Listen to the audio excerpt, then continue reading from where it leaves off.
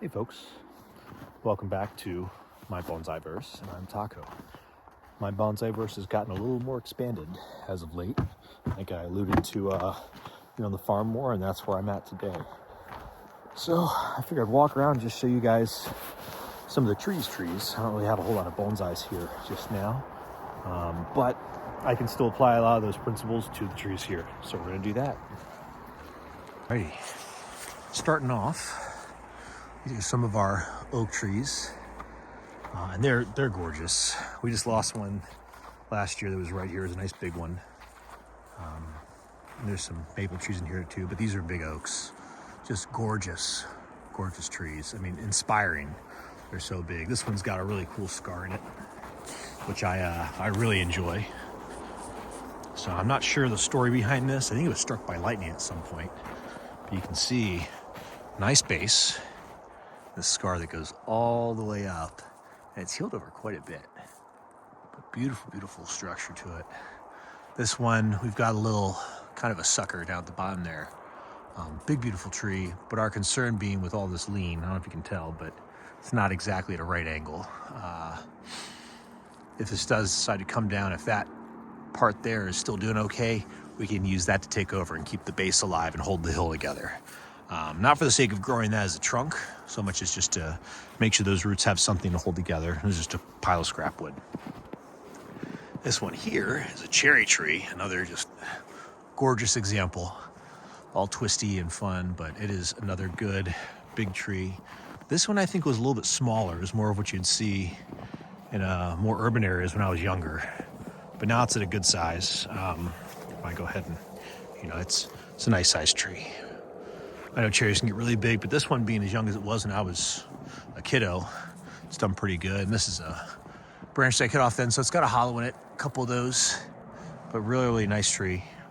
Almost everything up here grows a nice base on it because we have a bedrock layer down below this, or shale layer. So the roots will go through that, but they really like to get nice and horizontal. This is the tree that came down from over there. So this is the base of it, and it's just a little guy, just a like big to the point where you just can't comprehend it. So it's hard to even get perspective on that, but this thing's big. It's more than 2 feet across, more than 100 years old, certainly. These are some logs laying there for another tree that came down before, but really big, beautiful trees. And these used to be all over the property, lining the driveway. Now they're just kind of here. There's another old maple there. Little maple, you can see there's a little pine tree right there on the fence. And there's one right here that I'm trying to preserve. And this one right here next to it is a crab apple. Got a bunch of crab apples. There's a couple in here. There's a actual apple tree. You can barely see past that brush pile. Right there. And there's another one in here, farther down, over here. That I think is a cherry right there, but it might be a sarvice berry. We got a lot of really good trees here. And I've got huckleberry, blueberry. I think these are sarvice berries here leaning over the pond. They look great during the summer. I cut them way far back. They were up tall, but now they're looking a little better. This is one of our apple trees. I think this one has always been here as far as I can remember. And the top is kind of dead. All those skinny, tall, pale trunks are from this apple tree. So I'm going to take it back this year. I already did some pruning last year, you can see up here. But all that has kind of lost its way. It was a rough summer last summer. There are some living branches on here despite the bark coming off, but it's a nice base at least, more than a foot. So I'm going to cut this back and have it back as an orchard tree. It does have this oak tree overhanging it. So I may end up taking that branch off up there just to give us a little bit more shade. You can see it's growing into it. But really, this thing just needs to be cut back and let to survive because base is happy, the rest of it not so much. It may be that it's just a couple trunks left, but I'm going to do what I can to keep this one living. There's some branches off that, some Russian olives, things of that sort. You can see there's a tree we just took down, another oak, I believe, and it was a nice size. This one's been rotten forever, but it was so solid when we went to cut it down that it actually started to catch fire. So despite it looking super, super rotten, this is still pretty solid stuff. And some of these rounds are from that. There's another trunk in there.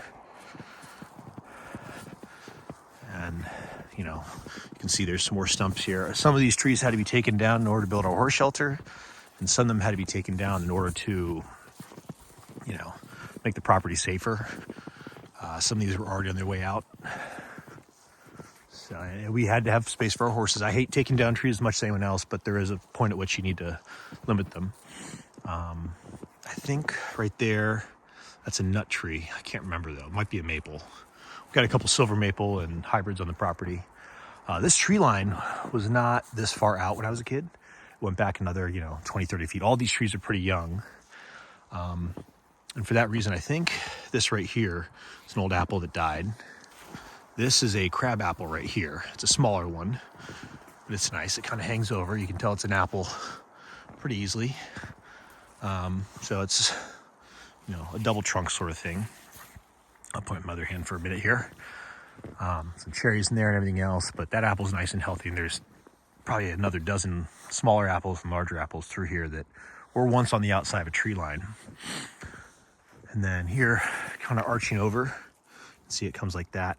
That's another crab apple. It has the most beautiful, bright red, like cherry looking crab apples on it that are delicious. And I got a hawthorn tucked in there. These are one base, and there's a third trunk there too before of cherry. Those will probably come out to give way for this to be more of an orchard tree. Another cherry here. This hawthorn here will be bushed, so it'll be a bush as opposed to a tree. But I'd like to get this crab apple because it's so nice on the outside here. We got such cool trees. Like I think that's probably a maple in there. It might be a sarvisberry. I think it's a sarvisberry, but it's got that really thick trunk on it. Splits up into 3 or 4. It really looks good. Another nice hawthorn here. Then this, believe it or not, this nice tall guy, that's an apple tree. And this has really cool big apples. We've nicked it a couple times. Passing by, but not too bad. We've been trying not to mess it up because this has got like delicious, beautiful fruit, like sunbursts. And it's so tall. So I'll be shortening this year on one of these sides and getting it closer to orchard height. But it means that, of course, this hawthorn is going to be bushed. I'll probably leave these taller trees behind it. I think that's a maple, not a sarvisberry. But if it's a sarvisberry, I can bush it. The one next to it, the little one, is a sarvisberry. So I'll keep that. There's another apple here. So we'll work on that one. Believe. Yeah, that's an apple. So that's a twin trunk. It buried a little bit because over time. Got a couple trees in here that have a little different bark. These are yellow poplar. So related to that quaking aspen, they have the most beautiful, it looks fake. Looks like someone drew bark. It goes up quite a bit. And there's a whole bunch of these on the property. They've been here for a while, most of them, but some of them were young. And then I think this is an apple here. Not in the best health. I believe it's an apple. It's hopefully gonna make it. It might be a crab apple too. Didn't fruit this year.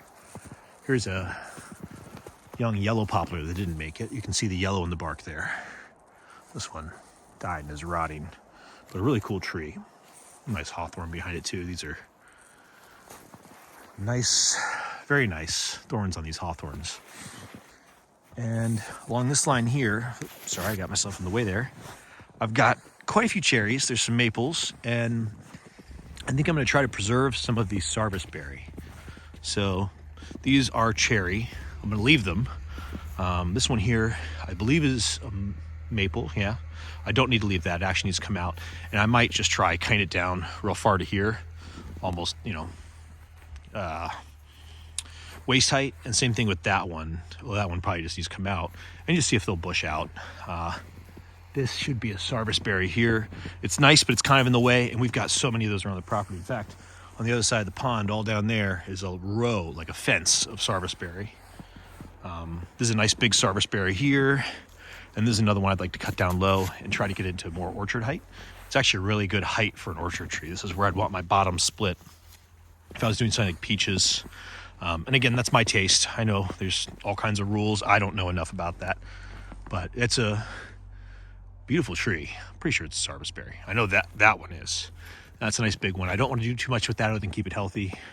little cherry that has to come out. There's another Sarvis berry. Again, big base, not the healthiest, but it's got good structure to it. So I'll just see if that keeps healing. This one there's another Sarvis berry, might be trimmed up as a sort of tall orchard tree. These trees that are kind of on the tree line, much like you get, and this is a literal line of trees, I do like to get these ones that are on the outside here shorter, so they kind of sit under, and it helps for me at least. It means that it won't outcompete itself. It's that down low light. There's a lot of tall trees here, and a lot of their branches come down really low, or they end up hanging a lot, kind of like this apple in here does, trying to get that extra light. Tucked back in the woods, there's really, really big trees, like the yellow poplars like to stretch up. I'm blown away that this apple is stretched up so far. That's really tall. And there's still apples on it. I don't know if you can see up in there, but there's still apples on there. We got a couple of those on the property too. Really big oak trees. I think you can see right there. That's a really big one. And there's not as big, but big there. Most of what was in here was those yellow poplars, those oaks, and a lot of these trees are super young. When I was a kid, they weren't here.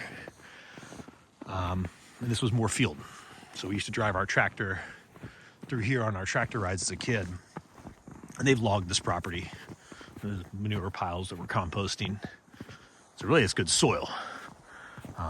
Old stump here from something got cut down. This year there's an evergreen on the creek there. That is a hemlock. I've got probably have some fir in here too. But we've got pines. There's a really twisty, I think it's a spruce, but it might be a fir. It's really twisty. It was trapped under a branch. So it's kind of almost topiary style. Another beautiful hemlock here. And you can see this has been cleared out a lot. Not a lot of big trees in here, a lot of little ones. Laying down here, that is a blue magnolia, which is super cool. It's a beautiful tree, huge leaves. So hopefully we can keep that alive. There's another one on the other side of the property. This is one of those nice oak trees that's been here for a little bit. And I believe these are red oak, but I might be wrong on that because I've got a little bit of red, a little bit of white on the property.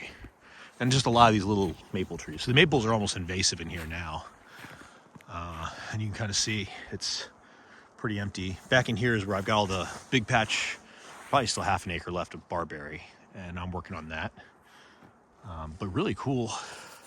There's the fence I've been building. You can kind of see it up along here. I finished up right about there. I've got to keep working. And then at the other end too, I've got to work some more. But I only have limited time for that. But yeah, really cool property. Lots and lots of great trees. I mean, some of these I can look at and just take inspiration. This is one I'm kind of trying to play with here. You can kind of see this is a red oak, I think. Yeah, I think it's a red oak. So it was kind of leaning over and it got in the way of the tractor. So I cut it off. I'm gonna see if I can keep it going on this trunk here. I don't want to take out all these trees, but I wouldn't mind having some of these smaller oaks grow into a more compact version and kind of play around with them that way. It might be considered a waste of time, but it's my time to waste, you know? And here's another one of those yellow poplar. It's got a pretty good base on it. These oaks love to get good bases on them. And lots of scrub oak. Just little teeny tiny, like this size, and smaller, just teeny tiny oak trees, just fields of them. So be lots and lots of stuff to play with. And you can see in here some of that, I believe these are blueberry, but they might be huckleberry. I can't remember. Little teeny tiny scrubs here with the really fine branching. I mean, this is like ideal to me for bonsai. And there's even some, it's like this little scrub oak here so this one's an oak, oak. And I cut this one off a couple years back and it's been growing pretty nice as a lower down tree. Some more blueberries in here too. Pine, Osage orange. And these are 5-needle pines, so I guess they don't get a second flush, that's fine. But yeah, just kind of been working on these. I'd love to get this one out of the ground and get into a pot at one point, but that might not be possible with its proximity to the other tree there. Some little hawthorns here. These things are also great. I believe this is a hawthorn here. They're not perfect, but they really, really look cool when they're built up nice. And then in these, I've got, I believe, 2 mulberries planted, red mulberry, the native one. But I'll be honest, I can't be 100% of that until they're a little older. There's one here and there's one a little back there. Those are going to be our kind of field trees. here, I've got some really young yellow poplar. Some older ones too, like that's an older one with all the lichen on it. And then here I've got some different types of cherries. Lots of different brushy stuff. This is where they logged and just left stuff here. And this is a sassafras. So I've got some really beautiful. So sassafras, this is sassafras. These are all the little ones. They're gorgeous, especially this time of year. Their twigs are such a good color. I don't think you can see very easy, but they have beautiful color to them. I left a couple, I think these are yellow poplar. They're just young ones. And I'm not 100% what type of cherry that is. I know it's a cherry or a plum. But they're all over the property. I didn't want to get rid of them. I want to keep them. So there's a bunch of those still left. And of course I've got, I think this is a hybrid silver red maple. All kinds of stuff. Blackberry, blueberry. This is a pretty wild property. These are just like inspiring though. I really want to get myself a chance to try to get some of those developed into a pot, but not for the sake of losing them anywhere. A little pine here. And then I'll make my way over to this side, do a little bit more explaining.